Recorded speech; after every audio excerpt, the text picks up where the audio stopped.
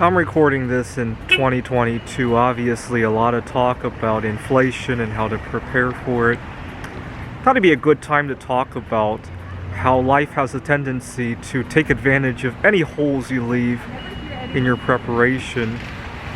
So 10 years ago when I was working on my PhD, one time my family had paid a surprise visit. I was going to school in Rochester, New York. My family was in Pittsburgh.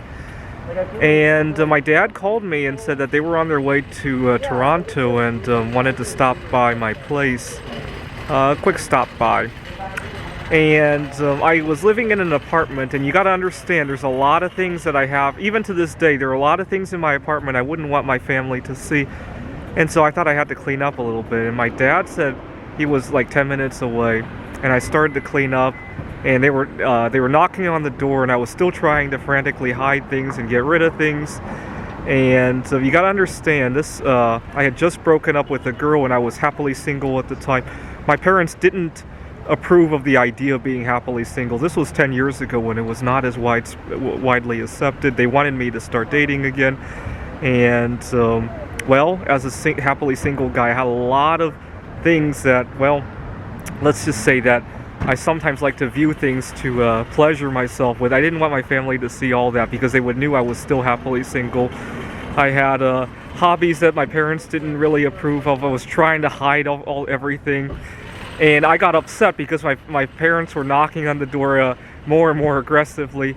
And to make a long story short, I used to have anger problems, and I destroyed the apartment. I ended up having to patch up a bunch of holes in the drywall and fix all that, which is good. I needed to take my mind off of things anyhow. And but I learned from that lesson that if you leave any holes in your preparation, life will life has a tendency to look for those holes, right? So I'm doing private tutoring, and I have this one student who wants to study pre-calc. But he has a lot of holes in his Algebra 2, and I really wanted him to do this one practice page, and he can never seem to find time for it, right? He tells me about how, well, he's not happily single, so he spends a lot of time with other relationships, and he wanted to help out with his family. His family owns a convenience store, which is good. But the point is that if you don't make it a priority, it's just not going to happen, right? Even if you make it a priority to just do 2 problems of that Algebra 2 every day, you will find a way to make it happen, right? Imagine he was on a game show and he was going to win $5,000 doing 2 of those problems. I bet he's going to find any excuse to do them, right?